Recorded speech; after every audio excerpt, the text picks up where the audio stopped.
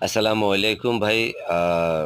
যে যেখান থেকে ভিডিওটা দেখতেছেন সবাই আপনারা বাড়ির আশেপাশে সবাই যেন অন্তত মানুষ ৩০ টা রোজায় যেন ইফতার করতে পারে। সবাইকে যে যার যতটুক সামর্থ্য আছে ওই সামর্থ্য অনুযায়ী সবাই সবার জন্য এই আ একটু হাত বাড়িয়ে দিবেন। যেমন আমার ভাই-বোন সবাই মিলে কিছু টাকা-পয়সা দিয়েছে।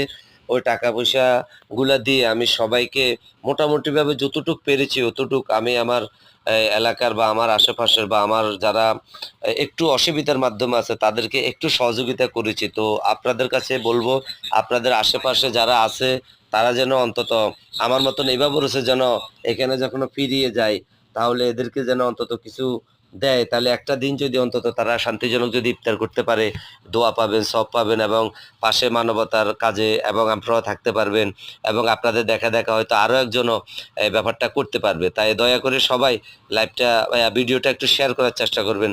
ধন্যবাদ সকলকে। সবাই আমার বাবার জন্য দোয়া করবেন। আমার বাবার মৃত্যুবার্ষিকী উপলক্ষে করে আমি মৃত্যুবার্ষিকী পালন করিনি। বলছি রমজান মাসে মৃত্যুবার্ষিকী যে খরচাটা করব, খরচাটা সবাইকে ইফতারে দিয়ে দিব।